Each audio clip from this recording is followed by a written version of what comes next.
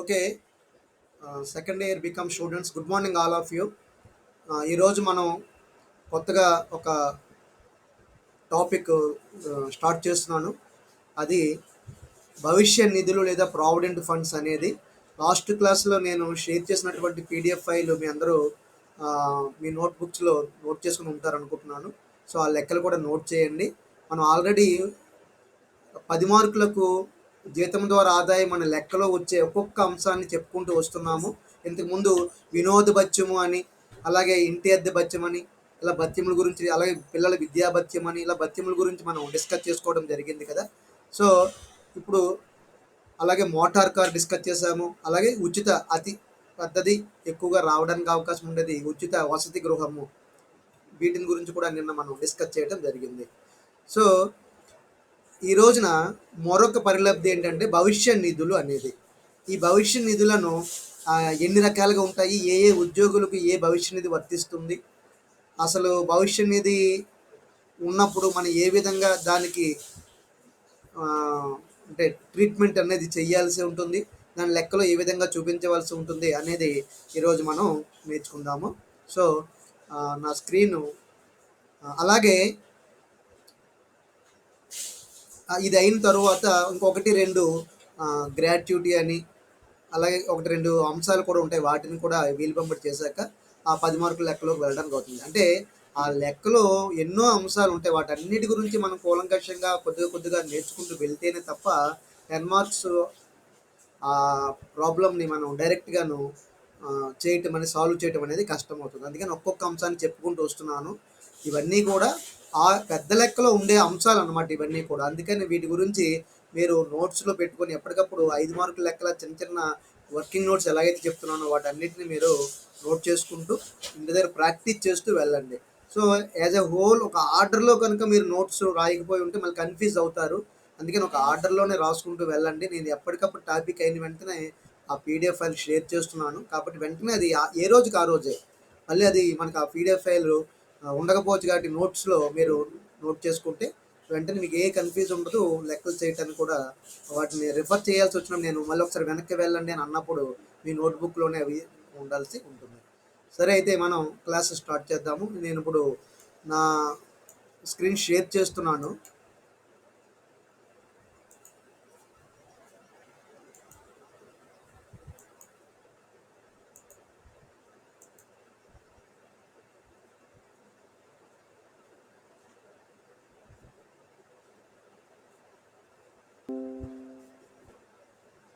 Okay, నేను ఆ screen share చేశాను. అందరికీ కనబడుతుంది అనుకుంటున్నాను. ఇప్పుడు మీకు ఒక ఫైల్ షేర్ చేస్తాను, అప్పుడు చెప్పండి నాకు.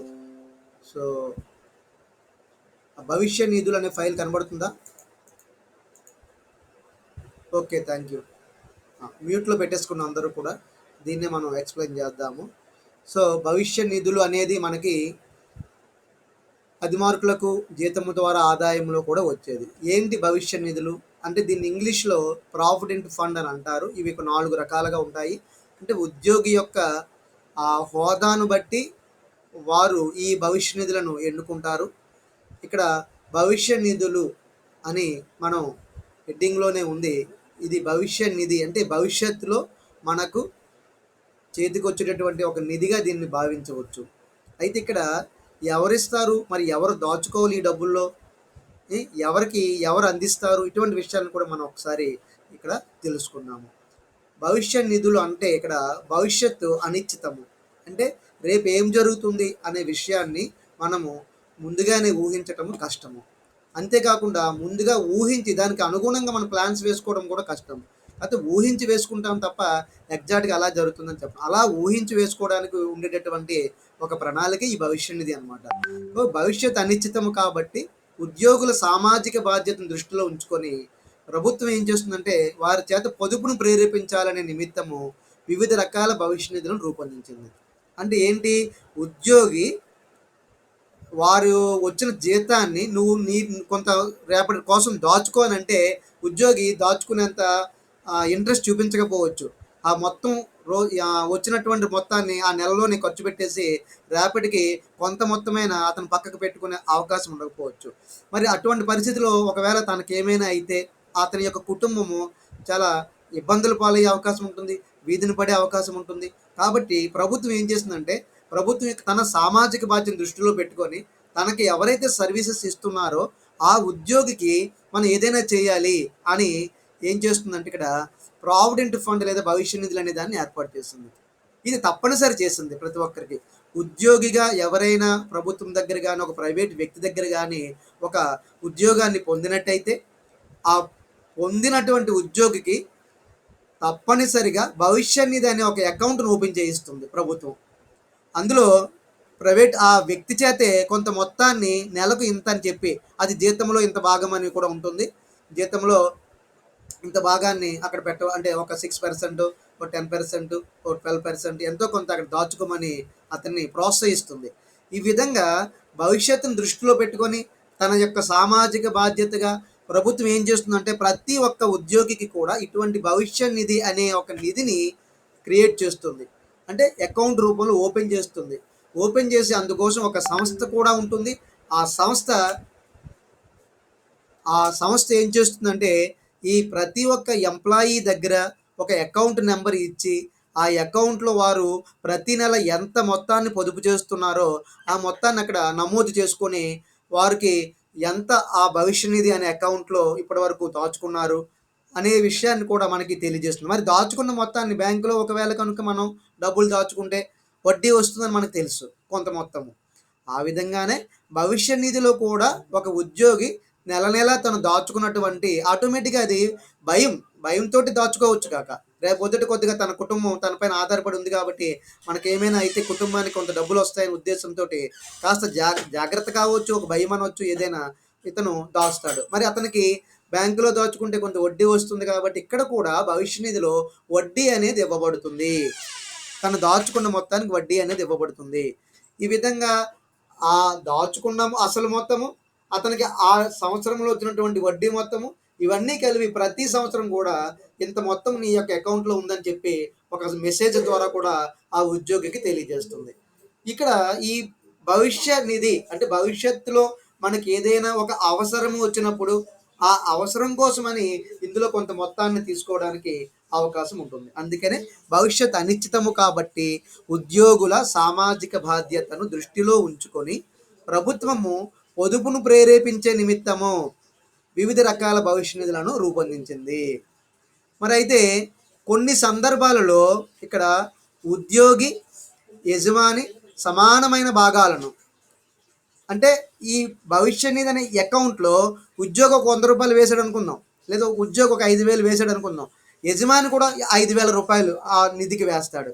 ఇద్దరు కలిపి రూ. 10,000 ఆ నెలలో ఉద్యోగి పేరుతోటి అక్కడ నమోదవుతుందన్నమాట. అంటే ఎందుకు యజమాని కూడా అతని పేరుతో ఆ మొత్తం అందులో దాస్తున్నాడు అంటే, అతను తనకి ఇస్తున్నటువంటి సేవలు అటువంటివి.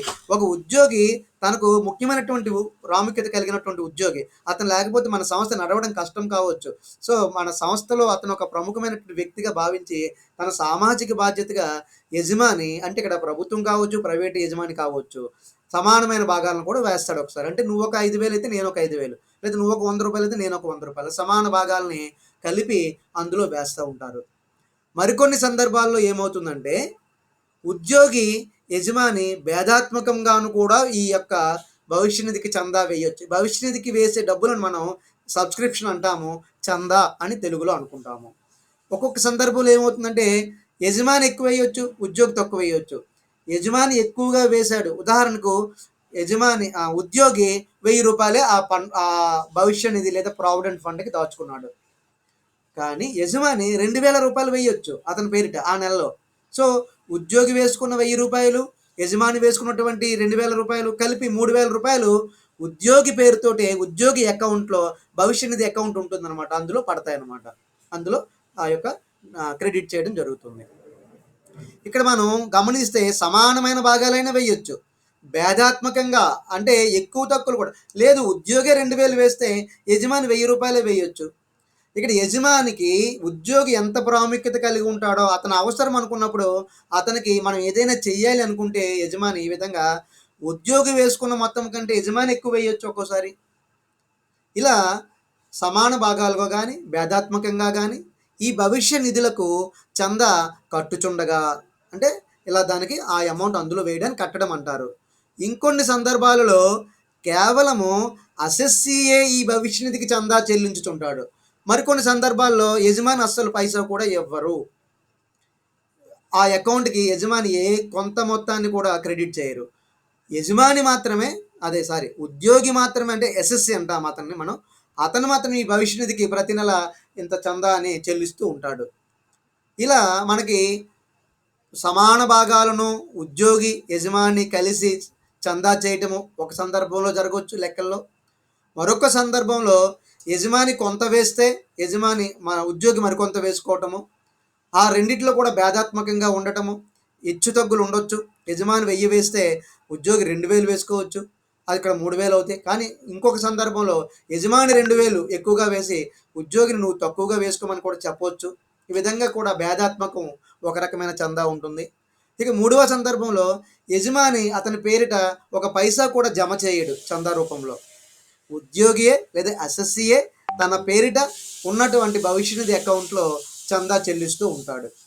ఈ విధంగా భవిష్యత్తుకు కావలసినటువంటి ఒక నిధిగా, దాన్ని ఒక ప్రావిడెంట్ ఫండ్ అంటే నిధి మనకి ఇక్కడ, భవిష్యత్తులో మనకు వచ్చే అవసరాలను మీట్ అవ్వడానికి, ఏ అవసరం పడితే ఆ అవసరానికి ఇవ్వరు, కానీ దానికి కొన్ని రూల్స్ రెగ్యులేషన్స్ ఉంటాయి. దాని ప్రకారం మనం డబ్బులు అందులోంచి తిరిగి తీసుకోవడానికి అవకాశం ఉంటుంది. అది కూడా ఏంటో చెప్దాము. ఈ విధంగా భవిష్యత్తుకు ఉపయోగపడే ఒక నిధిగా భవిష్య నిధిని ఉద్యోగి తన పేరుతో ఒక అకౌంటు, ఆ భవిష్య నిధి పథకము ఒక ఆఫీస్ ఉంటుంది, వారి దగ్గర నుంచి తీసుకోవటం జరుగుతుంది. ఇక సాధారణంగా ఉద్యోగి, పనిచేస్తున్నటువంటి ఉద్యోగి లేదా అసెస్సి, ఇక్కడ చూడండి ఉద్యోగినే మనం అసెస్సి అని కూడా అంటూ ఉంటాం ఇన్కమ్ ట్యాక్స్ దృష్టిలో. కాబట్టి ఉద్యోగి కానీ అసెస్సి కానీ పదవీ విరమణ చేసిన సందర్భాలలో కానీ, పదవీ విరమణ అంటే రిటైర్మెంట్, అతడి యొక్క సర్వీస్ పూర్తి అయిన తరువాత, అతనికి 60 ఏళ్ళ సర్వీస్ అయితే 60 ఏళ్ళ తర్వాత కానీ, 58 ఏళ్లకు రిటైర్మెంట్ ఉన్నటువంటి పరిస్థితుల్లో 58 సంవత్సరాలు అయిన తర్వాత కానీ, ఏదైతే అది అక్కడ ఉన్నటువంటి విధానాలకి, ఆ రాష్ట్ర ప్రభుత్వంలో ఉన్న విధానాలకు అనుగుణంగా, లేదా కేంద్ర ప్రభుత్వ ఉద్యోగి అయితే కేంద్ర ప్రభుత్వం యొక్క విధానానికి అనుగుణంగా పదవీ విరమణ చేస్తాడు. అంటే 60 ఏళ్ళు అతనికి నిండిన తర్వాత అనుకుందాం ఉదాహరణకి. సో 60 ఏళ్ళు నిండిన వెంటనే అతను పదవీ విరమణ చేసినప్పుడు కానీ, ఒక ఉద్యోగం నుండి మరొక ఉద్యోగానికి మారినప్పుడు కానీ, ప్రైవేట్ ఉద్యోగాలు ఇవి ఎక్కువగా జరుగుతాయి. ప్రైవేట్ ఉద్యోగంలో ఒక ఉద్యోగంలో జాయిన్ అయినప్పుడు ఒక ఉద్యోగికి ఆ యజమాని ఏం చేస్తాడు, ఒక ప్రావిడెంట్ ఫండ్ ఖాతాని ఓపెన్ చేస్తాడు మొట్టమొదట. ఆ తర్వాత అక్కడ కొన్నాళ్ళు పనిచేసి తనకి జీతం తక్కువగా వస్తుంది, మరో చోట జీతం ఎక్కువగా ఆఫర్ చేస్తున్నారు అనుకున్నప్పుడు ఆ ప్రైవేట్ ఉద్యోగి ఏం చేస్తాడు, మరొక కంపెనీ కూడా మారొచ్చును, మరొక ఉద్యోగానికి మారొచ్చు. అప్పుడు కూడా ఈ యొక్క మొత్తం అక్కడ ట్రాన్స్ఫర్ అవ్వటం కానీ, ఇదే అకౌంట్ అక్కడికి వెళ్ళడం కానీ, లేదా అక్కడ మరొక అకౌంట్ ఓపెన్ చేయడం కానీ, ఇది రద్దు చేయడం కానీ, ఇలాంటివన్నీ జరుగుతుంటాయి. అలాగే అప్పటి వరకు ఈ నిధికి జమ చేసిన మొత్తము తిరిగి చెల్లించబడుతుంది. అంటే ఒక ఉద్యోగి, ప్రభుత్వ ఉద్యోగాన్ని ప్రైవేట్ ఉద్యోగాన్ని రిటైర్ అయిన టైంలో అప్పటి వరకు అతను ఈ భవిష్య నిధిలో దాచుకున్న మొత్తం అంతా వడ్డీతో సహా కలిపి ఆ ఉద్యోగికి తిరిగి చెల్లిస్తారు. అలాగే ఒకవేళ ఒక ఉద్యోగం నుంచి ఇంకో ఉద్యోగానికి మారినప్పుడు కూడా ఈ ఉద్యోగంలో అతను దాచుకున్న భవిష్య నిధిని ఇక్కడే క్లియర్ చేసే అవకాశం కూడా ఉంటుంది. ఈ విధంగా ఒకవేళ అసెస్సి లేదా ఉద్యోగి మరణించినచో, ఇక్కడ గమనించండి, ఇంకా అతనికి సర్వీస్ ఉంది, రిటైర్ కాలేదు, కానీ సర్వీసులో ఉండగానే మరణించాడు. అప్పుడు అతని వారసులు అప్పటి వరకు ఈ నిధిలో అతని పేరిట ఎంత ఉంది ఆ మొత్తాన్ని వడ్డీతో కలిపి స్వీకరిస్తారు. అంటే బ్రతికి ఉండగా టైం అయిపోయి ఇతను రిటైర్ అయితే ఇతనే తీసుకుంటాడు, ఆ మొత్తాన్ని ఇతనికే వస్తుంది. అలా కాదు, ఇతను సర్వీసులో ఉండగానే అతని యొక్క మరణం సంభవించింది అతనికి, అప్పుడు అతని యొక్క వారసులకి ఈ యొక్క జీపీఎఫ్లో ఈ యొక్క ప్రావిడెంట్ ఫండ్లో లేదా భవిష్య నిధిలో ఉన్న మొత్తాన్ని వడ్డీతో సహా ఆ యొక్క వారసులకి అందజేయడం జరుగుతుంది. ఇక భవిష్య నిధులను మరి ఆదాయపు పన్ను చట్టరీత్యా మనం క్రింది విధంగా వర్గీకరించవచ్చు. 1961 ఆదాయపు పన్ను చట్టము భవిష్య నిధులను ఈ క్రింది చెప్పినట్లుగా 4 రకాలుగా విభజించడం జరిగింది. మరి ఏ రకమైన భవిష్య నిధులు ఏ రకమైన ఉద్యోగి తీసుకుంటాడు, వాటిని తీసుకోవటం వలన ఆ ఉద్యోగికి ఏ విధమైనటువంటి ప్రయోజనాలు కలుగుతాయి అనే విషయాలను మనం ఇప్పుడు నేర్చుకోవడం జరుగుతుంది. ఇక్కడ గమనించండి, 4 ఉన్నాయి కదా, 4 రకాల ప్రావిడెంట్ ఫండ్స్. ముందుగా శాసనాత్మక ప్రావిడెంట్ ఫండ్. శాసనాత్మక ప్రావిడెంట్ ఫండ్ అంటే దీన్ని ఇంగ్లీష్లో ఎస్పీఎఫ్ అని అంటారు, స్టాట్యూటరీ ప్రావిడెంట్ ఫండ్ అని గుర్తుపెట్టుకోండి. మీరు రాసేటప్పుడు ఈ యొక్క మీకు ఫైల్ షేర్ చేసినప్పుడు మీరు నోట్స్లో ఇది 10 మార్కులకు వెరీ థియరీ క్వశ్చన్ కూడా, ఇది థియరీకి కూడా ఎక్కువ సార్లు అడుగుతాడు. భవిష్య నిధులను వివరించండి లేదా వివిధ రకాల భవిష్య నిధులను వివరించండి అని అడుగుతాడు కూడా. ఎక్కువ మార్కులు రావడానికి అవకాశం ఉండే ఒక థియరీ క్వశ్చన్ కూడా ఇది. కాబట్టి శాసనాత్మక ప్రావిడెంట్ ఫండ్ అంటే స్టాట్యూటరీ ప్రావిడెంట్ ఫండ్ అని అక్కడ రాసుకోండి ఇంగ్లీష్లో కూడా. సో వీటిని నేను మీకు మన గ్రూపులో షేర్ చేసేటప్పుడు ఈ ఎస్పీఎఫ్ ఆర్పిఎఫ్ అంటే ఏమిటో ఇంగ్లీష్లో కూడా టైప్ చేసి నేను పెట్టడం జరుగుతుంది. వాటిని ఆ విధంగానే ఇక్కడ పూర్తిగా రాయండి. ఎందుకు మనం ఇక్కడ పొడి పొడిగా పెట్టామంటే ఎక్కువ భాగము మన లెక్కల్లో ఎస్పీఎఫ్ అని ఆర్పిఎఫ్ అని ఒక్కోసారి ఇస్తూ ఉంటాడు. ఈ విధంగా కూడా మీరు ఒక ఎబ్రివేట్ తెలుసుకోవాల్సి ఉంటుందని మీకు ఇక్కడ అలా కూడా రాయడం జరిగింది. శాసనాత్మక provident fund, statutory provident fund అంటారు. ఇక రెండవది గుర్తింపు పొందిన ప్రావిడెంట్ ఫండ్.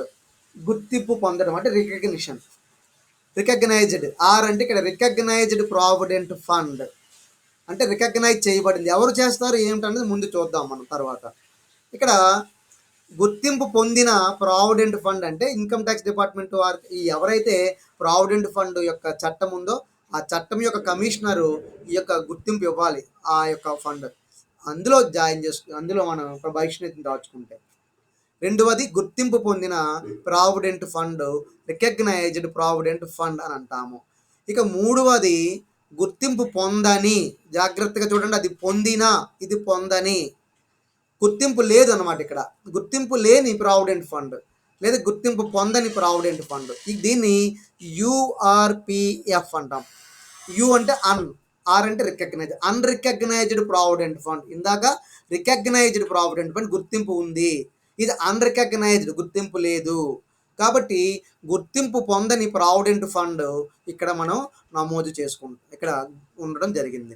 ఇక 4 public provident fund. Public provident fund ఇది ఇంగ్లీష్లో కూడా అదే మాట, పి అంటే పబ్లిక్, దీన్ని తెలుగులో ప్రజా భవిష్య నిధి అని అంటారు. ప్రజా భవిష్య నిధి అక్కడ కూడా నమోదు చేసుకోండి మీరు. పబ్లిక్ ప్రావిడెంట్ ఫండ్నే ప్రజా భవిష్య నిధి అని కూడా ఒక్కొక్క మారు లెక్కల్లో ఇవ్వడం జరుగుతుంది. మీరు ఆ మాటని రాసుకొని ఈ నోట్స్లో ఈ యొక్క క్వశ్చన్ రాసేటప్పుడు వీలైతే అక్కడ కూడా ఇది రాసుకోండి.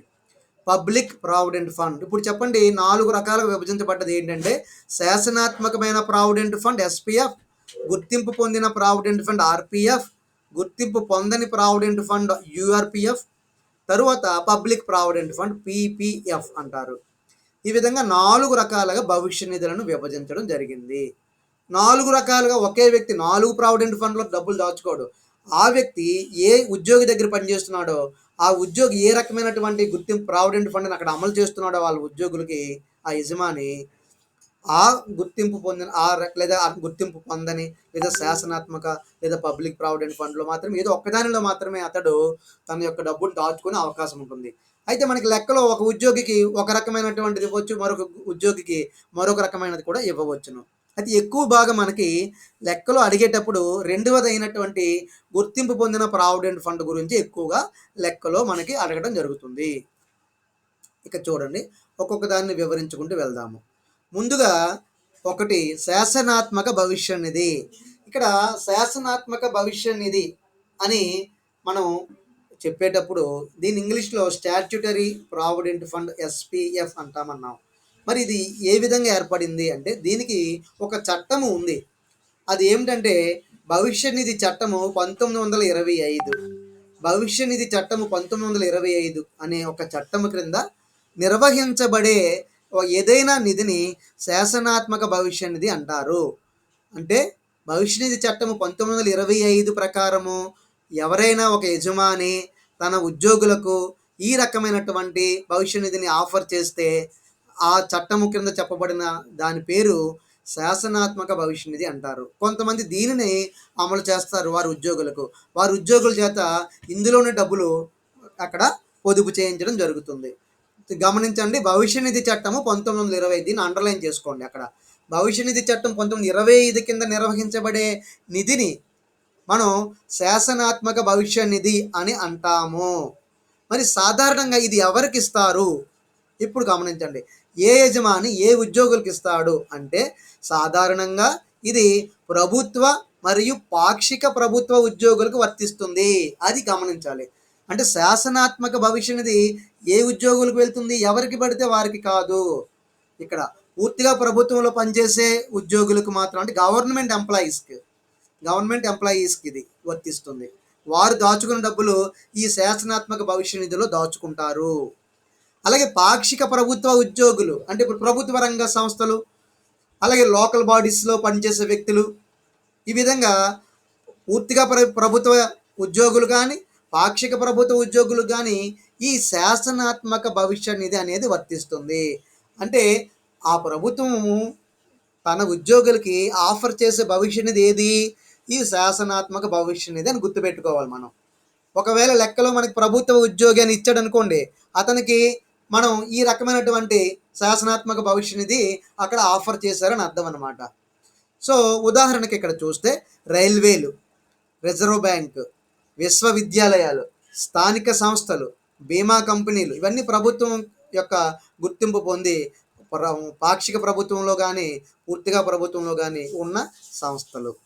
ఇవన్నిటికీ మనం ఉదాహరణగా ఇక్కడ చెప్పుకోవడం జరిగింది. అంటే రైల్వేలో పనిచేసినటువంటి ఉద్యోగులకు, రిజర్వ్ బ్యాంకులో పనిచేసినటువంటి ఎంప్లాయీస్కి, విశ్వవిద్యాలయాల్లో పనిచేసే వారికి, స్థానిక లోకల్ బాడీస్ అని ఇందాక అనుకున్నాం, స్థానిక సంస్థల్లో పనిచేసే వ్యక్తులకి, ఇన్సూరెన్స్ కంపెనీలో పనిచేసే వ్యక్తులకి, ఆయా ఉద్యోగులకు మాత్రమే ఈ యొక్క శాసనాత్మక భవిష్య నిధి అనేది ఆఫర్ చేయబడుతుంది.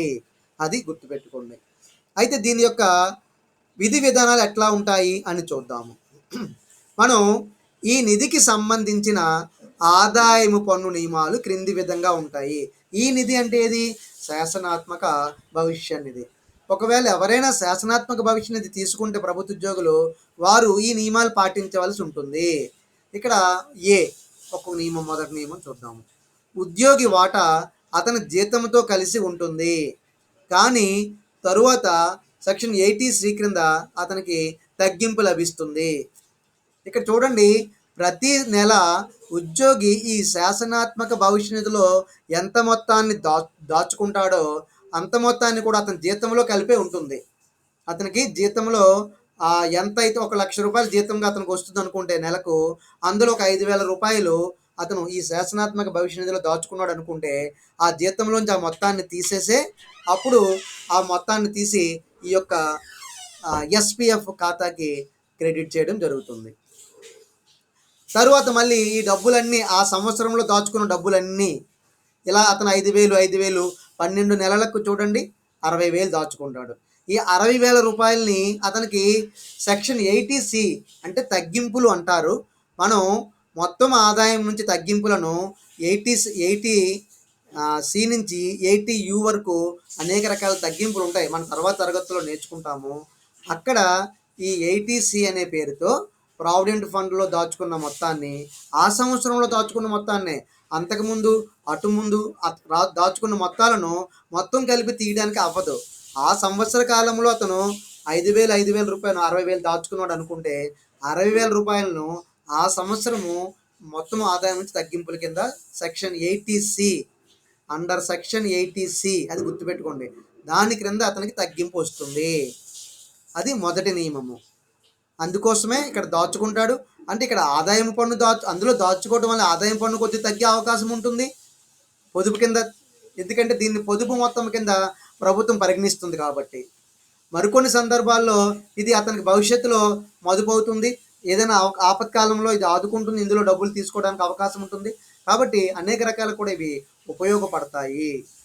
ఇక తరువాత బి గమనించండి, ఇది మనం శాసనాత్మక భవిష్య నిధి చెప్పుకుంటున్నాము. అందులో బి అనే యజమాని వాటా మొత్తాన్ని పన్ను నుంచి మినహాయిస్తారు. కాబట్టి అసెస్సి జీతానికి ఇక్కడ ఏమీ కలపనవసరం లేదు. ఇక్కడ గమనించండి, జీతానికి అంటే యజమాని ఒకవేళ ఎంతైనా వాటా యజమాని కూడా కొంత మొత్తాన్ని వేసే అతనికి ఇవ్వడం జరుగుతుంది. కాబట్టి యజమాని వేసే వాటా మొత్తాన్ని కూడా అక్కడ ట్యాక్స్ నుంచి మినహాయిస్తారు. ట్యాక్స్ కట్టవలసిన అవసరము లేదు. ఉద్యోగి దాచుకున్న మొత్తానికే కాకుండా యజమాని అంటే ఉద్యోగి దాచుకున్న మొత్తానికి 80C కింద తగ్గింపు ఉంటుంది. అలా యజమాని వాటా ఇందులో కూడా ఉంటే ఎక్కడైనా యజమాని మన పేరిట మనం శాసనాత్మక భవిష్య నిధిలో ఎంత మొత్తం అయితే అతను దాచారో ఆ మొత్తానికి కూడా పూర్తి మొత్తము మినహాయింపు ఉంటుంది. దాన్ని జీతానికి కలపవలసిన అవసరం లేదు. అలాగే సి అనేది చూస్తే ఈ శాసనాత్మక భవిష్య నిధి ఖాతాలో ఉన్న మొత్తము మీద వచ్చిన వడ్డీకి కూడా మినహాయింపు ఉంటుంది. ఉదాహరణకు ఈ ప్రస్తుత కాలంలో అయితే ఒక 8% వడ్డీ కింద వస్తుంది. అయితే ఇంతకు మనకి లెక్కల్లో అప్పుడప్పుడు ఒక 12% అని అలా కూడా ఇవ్వడం జరుగుతుంది. మనం నిధి ఇక్కడ దాచుకున్న మొత్తము ప్రతి నెల మనం దాచుతున్నాము. అది అక్యుములేట్ అవుతుంది. అంటే సంచితం అవుతుంది. గత సంవత్సరం దాచుకున్నది, అటు మొన్న దాచుకున్న అంటే మనం అస్సలు అందులోంచి కొద్ది మొత్తమైన తీయకుండా ఉంటే ప్రతి నెల 60,000 ప్రతి సంవత్సరం 60,000 వేస్తున్నాం కదా! 5 సంవత్సరాలు అయ్యి ఉంటే 3 లక్షల దాకా అందులో ఉంటుందన్నమాట. ఈ విధంగా మనం అక్యుములేట్ ప్రతి నెల దాస్తున్న మొత్తం అక్యుములేట్ అయ్యి సంచితము అయ్యి మనకి వాటి మీద ఆ నిర్దేశిత వడ్డీ రేటు ప్రకారము వడ్డీ కూడా మనకి ఇవ్వడం జరుగుతుంది. ఆ వడ్డీకి కూడా పన్ను ఉండదు. ఇంకొక వడ్డీకి అయితే పన్ను ఉంటుంది. కానీ ఇక్కడ శాసనాత్మక భవిష్య నిధి అనేది ప్రభుత్వ ఉద్యోగులకు, పాక్షిక ప్రభుత్వ ఉద్యోగులకు కాబట్టి వారికి ఇచ్చినటువంటి ఒక మినహాయింపు సడలింపు అనమాట ఇది. ఏమిటది? అసలు మీద ఎలాగూ తగ్గింపు ఉంది. వడ్డీ కనుక వస్తే వడ్డీ పైన కూడా మనం మినహాయింపు పొందే అవకాశం ఉంటుంది. అది శాసనాత్మక భవిష్య నిధి ఉంటుంది. అందరికీ కావాలని ఉంటుంది ఇలాగ ఉన్నప్పుడు. కానీ అందరికీ దానిని ఇవ్వడం కుదరదు. ఎవరైతే ప్రభుత్వ ఉద్యోగులు ఉంటారో, ఎవరైతే పాక్షిక ప్రభుత్వ ఉద్యోగులు ఉంటారో వారికి మాత్రమే మనం ఇవ్వటం జరుగుతుంది. అయితే దీనిని కూడా అంటే ఈ వడ్డీని కూడా మనం జీతం అనే అంశం కింద కలపవలసిన అవసరం లేదు. దానికి పూర్తిగా మినహాయింపు ఉంటుంది. అలాగే డి చివరగా 1వ పాయింట్లో మరొక పాయింట్ ఇవ్వడం జరిగింది. ఉద్యోగి విరమణ అనంతరము ఆ ఉద్యోగికి చెల్లించే మొత్తం మీద కూడా పన్ను ఉండదు. పూర్తిగా పన్ను మినహాయింపు జరుగుతుంది. సరే, ఉద్యోగి 60 సంవత్సరాలు పూర్తయిపోయాయి. వెంటనే అతనికి విరమించాడు ప్రభుత్వం ఉద్యోగం నుంచి. విరమణ తీసుకున్నాడు. పదవి విరమణ జరిగింది. అప్పుడు అతనికి ఒక 10 లక్షలు ఎంతో చేతికి రావచ్చు అతను దాచుకున్న మొత్తము. ఈ 10 లక్షల పైన కూడా అది ఎందులోంచి వస్తే శాసనాత్మక భవిష్య నిధి నుంచి వస్తే అతనికి పన్ను అనేది ఉండదు. ఆ 10 లక్షల పైన కూడా రిటైర్ అయిన తరువాత పూర్తిగా ట్యాక్స్ మినహాయింపు లేదా ట్యాక్స్ ఎగ్జంప్షన్ అనేది ఇక్కడ ఉంటుంది. అది గుర్తుపెట్టండి. ఇలా 4 అంశాలు నియమాలు క్రింద శాసనాత్మక భవిష్య నిధిలో ఇమిడి ఉన్నాయి. వీటిని చాలా జాగ్రత్తగా బాగా చదవాలి. ఎందుకు అంటే ఒక్కొక్కసారి యాజ్ ఏ హోల్ ఈ మొత్తము ప్రశ్న 10 మార్కులకు వస్తుంది. ఒక్కోసారి ఈ 4గిట్లో ఏదో ఒక్కొక్క దాన్ని కూడా 5 మార్కులకు లెక్క క్వశ్చన్ కింద ఇస్తాడు. ఇప్పుడే చెప్పుకున్న శాసనాత్మక భవిష్య నిధి అనే ఈ ప్రశ్న ఇవ్వచ్చు. ఇస్తే ఇలా ఇదే రాయాలి. భవిష్య నిధి 4 రకాలు ఉంటే అందులో ఒక రకమే శాసనాత్మక భవిష్య నిధి. దాని గురించి అంటే ఒకటి వివరించి రాయాలి అక్కడ. ఇక తరువాత గుర్తింపు పొందిన భవిష్య నిధి. గుర్తింపు పొందిన భవిష్య నిధి ఇక్కడ చూడండి 2వ రకం మరొక పేరుతో ఉంది. అది గుర్తింపు పొందడం. అంటే ఎవరి చేత గుర్తింపు పొందాలనేది ఇక్కడ గమనిద్దాము. అలాగా దానినే రికగ్నైజ్డ్ అంటే R provident fund PF RPF అంటారు దీన్ని. సో మరి ఆదాయము పన్ను కమిషనర్ చేత గమనించండి, ఎవరి చేత? ఆదాయము పన్ను కమిషనర్. ఇక్కడ ఆదాయ పన్ను చట్టం ప్రకారము దానికి ఒక సూపర్ సుపీరియర్ ఉంటారు ఒకరు. వారిని మనం ఆదాయ పన్ను కమిషనర్ అంటాము. వారి యొక్క గుర్తింపు పొందిన నిధినే మనం గుర్తింపు పొందిన భవిష్య నిధి అంటాము. అంటే ఒక్కొక్క సంస్థలో ఈ రకమైనటువంటి ఆ గుర్తింపు పొందిన భవిష్య నిధిలో దాచుకుంటే వారికి అప్పుడు గుర్తింపు పొందిన భవిష్య నిధి అనే పేరుతో వస్తుంది. ఇక్కడ కమిషనర్ గుర్తింపు ఇవ్వాలి. ప్రతి సంస్థ కూడా ఎక్కడ పడితే అక్కడ దాచేయడానికి వీల్లేదు. వారి యొక్క ఉద్యోగి డబ్బులను వారు ఎక్కడ దాస్తున్నారో గమనించి ఉండాలి. ఒకవేళ వారు దాచినటువంటి ఆ భవిష్య నిధి గుర్తింపు పొందినది అయితే ఆటోమేటిక్గా ఇక్కడ ముందు చెప్పబోయే నియమాలన్నీ వర్తిస్తాయి. అందుకని ఇక్కడ ఆదాయపు పన్ను కమిషనర్ అనే పదాన్ని గుర్తుపెట్టుకోండి. ఆదాయపు పన్ను కమిషనర్ చేత గుర్తింపు పొందిన ఈ భవిష్య నిధిని మనం గుర్తింపు పొందిన భవిష్య నిధి లేదా రికగ్నైజ్డ్ ప్రావిడెంట్ ఫండ్ అంటారు. ఇది గమనించండి, ఇక్కడ హైలైట్ చేశాను.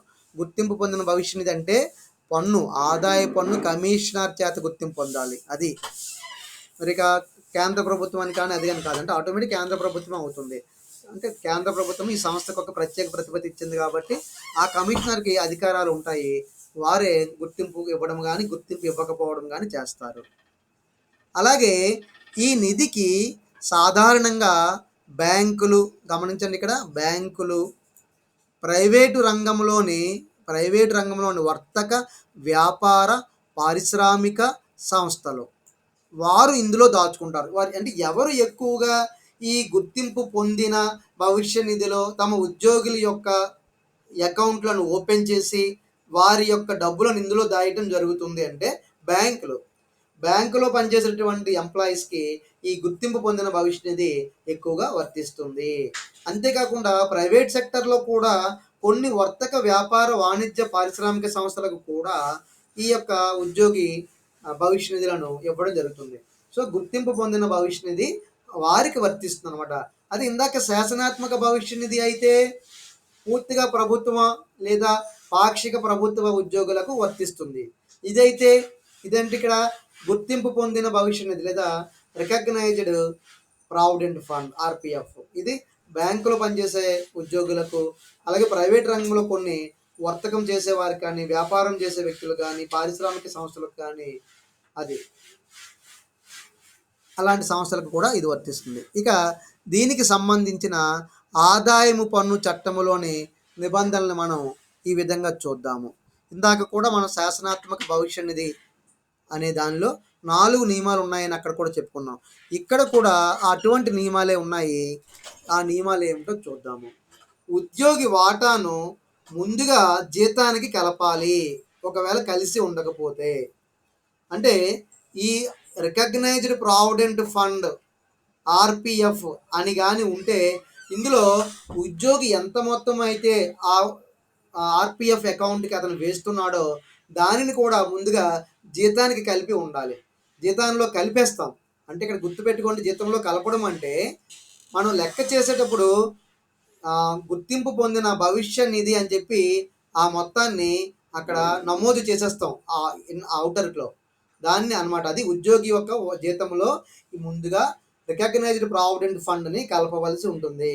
కలిపిన తరువాత 80C క్రింద తిరిగి దానిని తగ్గింపు ఇవ్వడం కూడా జరుగుతుంది.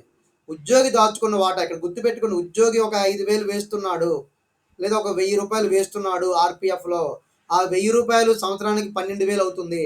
ఈ 12,000ని జీతానికి ముందు కలిపేయాలి. కలిపేసి తర్వాత 80C క్రింద మనం తగ్గింపు ఇవ్వబడుతుంది. అది గమనించండి. ఇక రెండవ పాయింట్ ఏమిటంటే ఆర్పిఎఫ్లో యజమాని వాటా. మరి ఒక్కోసారి యజమాని కూడా డబ్బులు దాస్తాడు ఇందులో. ఎవరికి? ఉద్యోగికి. మనం ఏలో చెప్పినటువంటి ఉద్యోగికి యజమాని మరొక 1,000 రూపాయలు వేసాడు అనుకుందాం. ఇక్కడ గమనించండి, ఉద్యోగి 1,000 రూపాయలు వేసుకున్నాడు, దాన్ని 80 సెకండ్ తగ్గింపు ఉంటుంది ఉద్యోగికి ప్రావిడెంట్ ఫండ్ పేరుతో. ఒకవేళ ఉద్యోగి వేసిన మొత్తమే 3 రకాలుగా వేయొచ్చు అనుకున్నాం కదా ఉద్యోగికి యజమాని. ఒకటి సమానంగా వేయొచ్చు, ఇతను వేయేస్తే అతను వేయచ్చు. లేదు భేదాత్మకంగా వేయొచ్చు. ఉద్యోగి 1,000 రూపాయలు దాచుకుంటే యజమాని 2,000 దాయొచ్చు అతని పేరుతోటే, ఉద్యోగి పేరుతోటే అతని అకౌంట్లో. కాబట్టి భేదాత్మకము. లేదా పూర్తిగా వేయకుండా మానేయొచ్చు కూడా మూడో విధానం అయితే. కానీ ఇక్కడ వేసాడు అనుకుందాం. యజమాని కూడా ఒకవేళ డబ్బులు ఆ యొక్క అకౌంట్కి, అంటే ఎవరి అకౌంట్కి? ఉద్యోగి యొక్క అకౌంట్కి. ఆ ఉద్యోగి మనకి ఇంపార్టెంట్ కాబట్టి ఆ ఉద్యోగికి నేను ఏదైనా చెయ్యాలి అనుకొని నా యొక్క ఈ సంస్థ ఉద్యోగికి ఈ రకంగా చేసింది. సో అప్పుడు మనం అయితే ఇక్కడ మీరు గమనించవలసింది ఏంటంటే అసెస్సి యొక్క జీతంలో 12% కన్నా తక్కువ ఉంటే జీతానికి కలపనవసరం లేదు. 12% మించి ఉన్న మొత్తాన్ని మాత్రము ఇక్కడ గమనించండి, 12% మించి ఉన్న మొత్తాన్ని మాత్రము అతని జీతంలో కలపాలి. ఇది అప్పుడు యజమాని ఉద్యోగికి వేస్తున్న డబ్బులు ఆ వేసే మొత్తం ఎంత ఉండాలట అంటే మీరు ఇక్కడ గమనించండి. జీతంలో 12%. ఇది బాగా గుర్తుపెట్టుకోండి. ఇది లెక్కలో ఎక్కువ మార్కులు వస్తుంది. ఇక్కడ నేను హైలైట్ చేశాను చూడండి. జీతంలో 12%. జీతంలో 12% అంటే అర్థం ఏమిటి? జీతం రూ. 100 అనుకుంటే రూ. 12 మాత్రమే యజమాని వెయ్యాలి. 12 కంటే ఒక్క రూపాయి కూడా అంటే రూ. 13 వేయకూడదు. ఇప్పుడు 12 కంటే ఎంత ఎక్కువ వేశాడు? రూ. 13 వేశాడు అనుకుంటే రూపాయి ఎక్కువ వేశాడు. ఈ రూపాయిని యజమాని ఉద్యోగి ట్యాక్స్ కట్టవలసినటువంటి జీతాన్ని కలిపేయాలి. అంటే ఇక్కడ ఏంటి జరుగుతుంది? ప్రభుత్వము ఎంకరేజ్ చేస్తుంది ఉద్యోగిని, యజమానిని కూడా. కానీ ఒక లిమిట్ పెడుతుంది. లిమిట్ పెట్టకపోతే ఏమవుతుంది అంటే జీతం తక్కువగా ఇచ్చి ఈ విధంగా భవిష్య నిధులు ఎక్కువ డబ్బులు వేసేయొచ్చు. దానివలన ఒక రకంగా ఉద్యోగి యొక్క ఆదాయపు పన్ను తగ్గించే అవకాశాలు ఉంటాయన్నమాట. ఉద్యోగి ఉద్యోగి కట్టేటటువంటి ఆదాయపు పన్ను తగ్గిపోయే అవకాశం ఉంటుంది ప్రభుత్వానికి. కాబట్టి దీనికి కూడా ఒక పరిమితి అనేది, లిమిట్ అనేది పెట్టడం జరిగింది.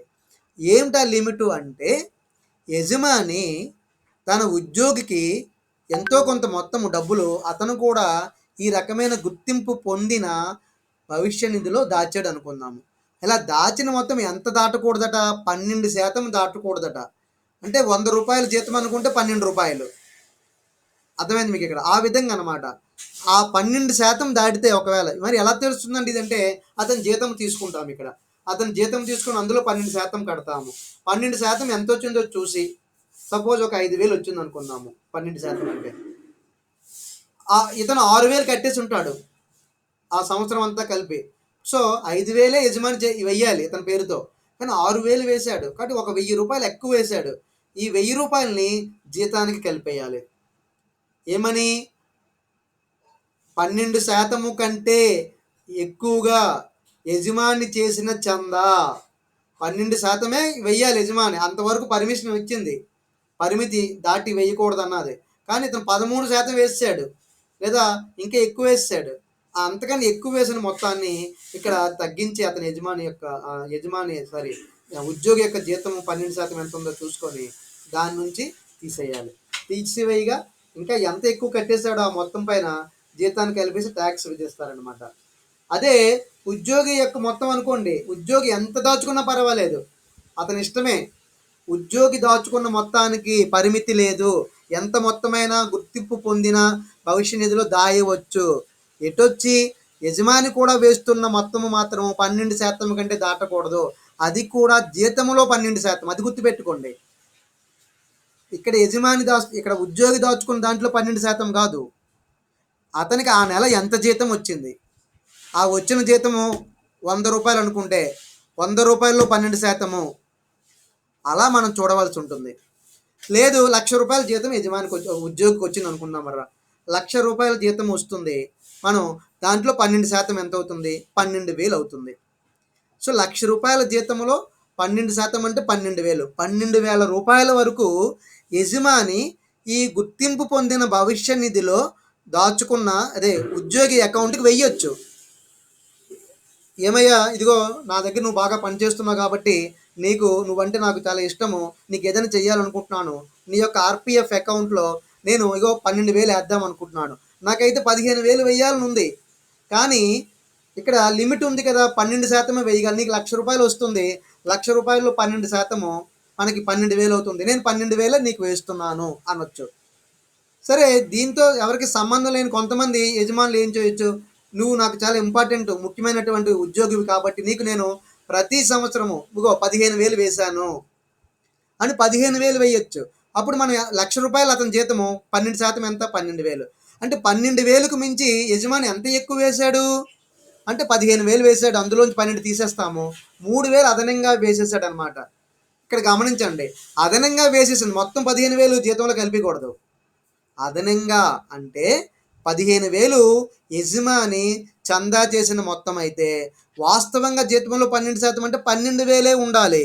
15,000 నుంచి 12,000 తీసేస్తే అదనముగా యజమాని ఉద్యోగి యొక్క ఆర్పిఎఫ్ అకౌంట్కు చందా లేదా చేసిన చందా 3,000 అని ఉద్యోగి యొక్క జీతానికి కలపవలసి ఉంటుంది. అది ఇది ఎక్కువగా ఎందుకు చెప్తున్నాను, ఇది ఎక్కువ సార్లు లెక్కల్లో వస్తాయి, ఇదే వస్తుంది ఎక్కువగా, 90% లెక్కల్లో ఇదే వస్తుంది. కాబట్టి దీనిని మనం ఎక్కువగా గుర్తుపెట్టుకోవాల్సిన అవసరం ఉంది. ఇది ఇక నెక్స్ట్, ఇందులో ఇవన్నీ ఈ అంశాలు చాలా ఇంపార్టెంట్. ఇక ఈ నిధి ఖాతాలో జమ ఉన్న నిల్వ మీద వచ్చే వడ్డీ. ఒకసారి చూద్దాం ఎవరైనా జాయిన్ అయ్యేవారు. సో ఈ నిధి అంటే గుర్తింపు పొందిన భవిష్య నిధి ఖాతాలో ఉద్యోగి డబ్బులు దాచుకుంటూ వెళ్తున్నాడు. ఒక నెలకి 5,000 చొప్పున ఈ సంవత్సరంలో 60,000 దాచాడు. గమనించండి. అంతకుముందు ఒక 60,000 దాచుకున్నాడు, 1,20,000. అంతకుముందు ఒక 60,000 దాచుకుని ఉంటాడు, 1,80,000. అంతకుముందు ఒక 60,000, 2,40,000. ఈ విధంగా ప్రతి సంవత్సరము ఉద్యోగి తన అకౌంట్లో దాచుకుంటూ వెళ్తూ ఉన్నటువంటి మొత్తము సంచితము అవుతుంది. దాని ఇంగ్లీష్లో మనకు క్యుములేటివ్ అవుతుంది. అలా క్యుములేటివ్ అయిన మొత్తము ఒక 2,40,000 ఉందనుకుందాము. ఆ మొత్తం 4 సంవత్సరాల నుంచి అతను దాచుకుంటూ వస్తున్నాడు. ప్రతి సంవత్సరం 5,000 వేస్తూ వచ్చాడు అనుకుందాము. ఓకేనా, 48 నెలలుగా అతను 5,000 చొప్పున వేసిన మొత్తం ఇప్పుడు 2,40,000 అయ్యింది. సో ఈ 2,40,000 మీద ఆ సంవత్సరం చివర ఈ గుర్తింపు పొందిన ప్రావిడెంట్ ఫండ్ సంస్థ ఏం చేస్తుంది, వడ్డీ ఇస్తుంది. గుర్తింపు పొందిన భవిష్య నిధి మీద, శాసనాత్మక భవిష్య నిధి మీద కూడా వడ్డీ వస్తుంది. ఇక్కడ కూడా వడ్డీ వస్తుంది. సంవత్సరానికి ఎంత వస్తుంది, 9.5% వస్తుంది. ఇక్కడ గుర్తుపెట్టుకోండి, 9.5% ఇవ్వాలని రూల్ లేదు. వారి ఇష్టానుసారం ఇంకా తగ్గించుకోవచ్చు. ఇప్పుడైతే ప్రభుత్వ ఉద్యోగులకు ఇచ్చినటువంటి ఈ శాసనాత్మక భవిష్య నిధి 8% ఉంది అక్కడ వడ్డీ. కాబట్టి ఇది 9.5% అనేది లిమిట్ అనమాట. ఇందాక ఏ విధంగా అయితే చందా వేయడానికి 12% ఒక లిమిట్ పెట్టిందో ప్రభుత్వము, ఇక్కడ కూడా గమనించండి, 9.5%కు మించి కనుక అతనికి వడ్డీ కానీ ప్రభుత్వం యజమాని కాదు, ఈ ఆర్పిఎఫ్ సంస్థ వారు ఇస్తే, ఆర్పిఎఫ్ కమిషనర్ ఇస్తే, అది 9.5 మించింది అనుకోండి, ఎంత అంటే పెరిగితే ఆ మొత్తాన్ని మళ్ళీ జీతానికి ఇక్కడ కలపవలసి ఉంటుంది. వడ్డీ మీద పన్ను విధించబడుతుంది. అంటే ఎంతవరకు అయితే వడ్డీ ఉండదు, 9.5%. దీని అర్థం చూడండి ఒకసారి. ఇక్కడ 4 సంవత్సరాల నుంచి ఉద్యోగి ఈ ఆర్పిఎఫ్లో 100 రూపాయలు దాచుకున్నాడు అనుకున్నారా, 25 రూపాయలు, ఇది ఒక 25 రూపాయలు ఈ సంవత్సరం. ఇలా 4 సంవత్సరాల నుంచి ఉదాహరణకు చెప్తున్నాను, 4 25లు 100 రూపాయలు దాచుకున్నాడు. ఈ 100 రూపాయల మీద 9.5% అంటే 9.5 అతనికి వడ్డీ వస్తుంది. 9.5. మరి 9.5 వడ్డీ అతనికి ట్యాక్స్ ఉండదు. అలా కాకుండా ఒకవేళ 10 రూపాయలు వడ్డీ ఇచ్చింది అనుకున్నాం, యజమాని కాదు ఈ సంస్థ, ఆ ఉద్యోగికి 10 రూపాయలు వడ్డీ ఇచ్చింది, 10% వడ్డీ ఇచ్చింది. 10% 100 రూపాయల మీద 10 రూపాయలు అవుతుంది. అప్పుడు ఎంత శాతం వరకు అతనికి వడ్డీ మీద లిమిట్ ఉంది, 9.5 దాకా ఉంది. 9 రూపాయలు 50 పైసల దాకా లిమిట్ ఉంది. మరి 10 రూపాయలు వడ్డీ వచ్చేసింది అంటే ఇంకొక ₹0.5 వడ్డీ ఎక్కువగా ఉంది. ఈ ₹0.5 వడ్డీ అదనంగా ఉంది కాబట్టి 9.5 వరకు వడ్డీ మీద ట్యాక్స్ పడదు. కానీ ₹0.5 వడ్డీ ఎక్కువగా ఉంది కాబట్టి ₹0.5 మనం అక్కడ మన జీతానికి చూపించవలసి ఉంటుంది. అలా గుర్తుపెట్టుకోండి. ఇందాక చెప్పిన 12% అనే పదాన్ని, ఇక్కడ చెప్పిన 9.5% అనే పదాన్ని అందరూ గుర్తుపెట్టుకోవాల్సి ఉంటుంది. అది ఇక్కడ మనకు వడ్డీ వస్తుంది. ఆ వచ్చిన వడ్డీ క్యుములేటివ్ అయి ఉంటుంది. ఈ నెల దాచుకున్న దాని మీదే కాదు, గతంలో దాచుకున్న అన్నిటి మీద కలిపి వస్తుంది వడ్డీ. కాబట్టి ఆ వడ్డీ పైన వచ్చేది ఆ మొత్తం మీద వచ్చినటువంటి వడ్డీ మనకి 9.5% మించకూడదు. మించితే దాన్ని ఎంతైతే ఎక్కువగా ఉందో దాన్ని మనం జీతానికి కలపవలసి ఉంటుంది. ఇక తరువాత ఉద్యోగి విరమణ అనంతరము ఈ నిధి నుండి అసెస్సి స్వీకరించే మొత్తానికి అతను క్రింది షరతులను తృప్తిపరిస్తే ట్యాక్స్ ఉండదు. ఇప్పుడు ఆర్పిఎఫ్ అకౌంట్ ఒక ఉద్యోగి తీసుకున్నాడరా, ఆర్పిఎఫ్ అకౌంట్లో అతను అలాగ కట్టుకుంటూ వస్తున్నాడు.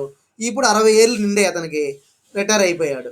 ఇలా రిటైర్ అయినటువంటి ఆ వ్యక్తి యొక్క అంటే ఆ మొత్తాన్ని మనం అతని చేతికి ఇవ్వాలా? ఎప్పుడు ఇస్తాము ఆ నిధిలో ఉన్న మొత్తాన్ని? అంటే ఇక్కడ గమనిస్తే 2 రకాల షరతులు ఇక్కడ తృప్తిపరచవలసి ఉంటుంది. ఒకటి, అసెస్సి అంటే ఆ ఉద్యోగి 5 సంవత్సరాల పాటు కంటిన్యూగా సర్వీస్‌లో ఉండాలి. 5 సంవత్సరాలు గుర్తుపెట్టుకోండి. 5 సంవత్సరాల పాటు కంటిన్యూగా ఉద్యోగంలో ఉండి ఈ డబ్బులు అక్కడ దాచుకొని ఉండాలి. అప్పుడు అతనికి ఆ యొక్క అంటే డబ్బులొస్తాయి చేతికి. ఆ డబ్బుల పైన ట్యాక్స్ పడదనమాట. చేతికొచ్చిన డబ్బుల పైన. 5 సంవత్సరాల కంటే తక్కువ ఉన్నాడు ఒక వ్యక్తి. అతని చేతికి ఈ యొక్క ఫండ్ రిటైర్ అయిపోయిన తర్వాత వచ్చింది. అంటే అతను 5 ఏళ్ళు పనిచేశాడు అనుకుందాం ఆ సర్వీస్‌లో. అలా అంటే 5 ఏళ్ళ కంటే తక్కువే పనిచేశాడు అనుకుందాం. అప్పుడు అతనికి ఎంతైతే ఆ చివరిలో వచ్చిన డబ్బులుంటాయో వాటిపైన అతను ట్యాక్స్ కట్టవలసి ఉంటుంది. మినహాయింపు కాదనమాట.